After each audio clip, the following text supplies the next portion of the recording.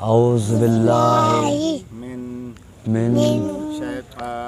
शैतान निर्रजीम बिस्मिल्लाहिर्रहमान निर्रहीम अशहदु अल्ला इलाहा इल्लल्लाहु वहदहु ला शरीका लहू व अशहदु अन्ना सय्यदना मुहम्मदन अब्दुहु व रसूलुहु ला इलाहा इल्लल्लाहु मुहम्मदुर रसूलुल्लाह ला इलाहा इल्लल्लाहु मुहम्मदुर रसूलुल्लाह सल्लल्लाहु अलैहि व आलिहि वसल्लम। मुबारक हो जी पुरता खैर मुबारक संतानी मुबारक हो खैर मुबारक दुआ करो।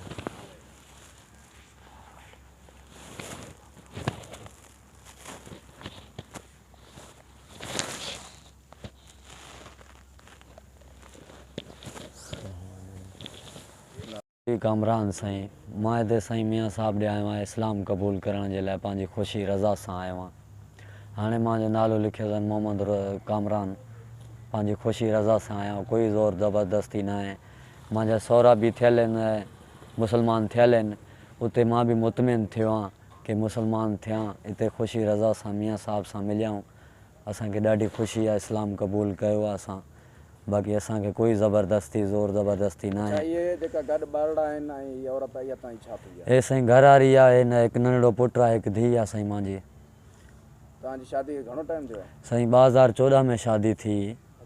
हा हाणे तव्हां जेको हिते आया आहियो इस्लाम क़बूल करण, इन जे लाइ को तव्हांजे मथां ज़ोर ज़बरदस्ती कोन्हे का या पैसनि जी लालच वग़ैरह? साईं काई ज़ोर ज़बरदस्ती असां सां न आहे। असांजी ख़ुशी राज़ आहे। मियां साहब वारा भला माण्हू आहिनि। असां हिते आया आहियूं ख़ुशी राज़ सां मुस्लमान थियूं। हालांकि असांखे उन्हनि कयो बि आहे ख़ुशी राज़ सां। कोई ज़बरदस्ती कोई ज़ोर असां सां न आहे, न असांखे का शइ जी लालच। ईअं असां इन जे करे इस्लाम क़बूल करण जो जेको ईंदा आहिनि उहो सभु कुझु कूड़ आहे। कोई ज़बरदस्ती ज़ोर मियां साहब कंहिंसां न आहे कंदो। सभु ख़ुशी राज़ सां थींदा आहिनि। हिते ईंदा आहिनि पंहिंजी ख़ुशी रज़ा सां थी करे हलिया वेंदा आहिनि। कोई ज़बरदस्ती ज़ोर ज़बरदस्ती मियां साहब कंहिंसां न कंदो आहे। असां पंहिंजी ख़ुशी रज़ा सां थी वेंदा आहिनि। उहा बि ख़ुशि थींदा आहिनि, अलाह जी राह में थी विया आहिनि, सभु ख़ुशि थी वेंदा आहिनि साईं। अच्छा तव्हांजो ॻोठु कहिड़ो आहे? साईं दाद रोड फाटक जे हेठि साईं। पहिरियों शकीला हुयो, हाणे फातिमा आहे। हा मियां जवेद वटि आया आहियूं, पाण ख़ुशी राज सां आया आहियूं।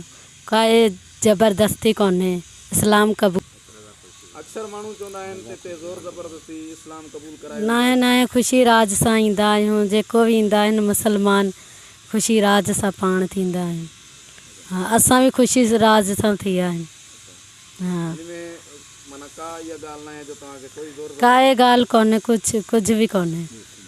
कोई लालच वग़ैरह ॾिनी वई हुजे पैसनि जी? न न काई शइ जी कोन्हे, पाण ख़ुशी राज सां थी विया आहिनि। हा जेको मियां साहब ते इल्ज़ाम लॻंदा आहिनि हे सभई कूड़ आहिनि। हा पाण ख़ुशी सां मुस्लमान थींदा आहिनि, पोइ वरी इल्ज़ाम छा? माउ पीउ बि मुस्लमान थी विया आहिनि। ख़ुशी राज सां मां बि आई आहियां मुस्लमान थियण जे लाइ।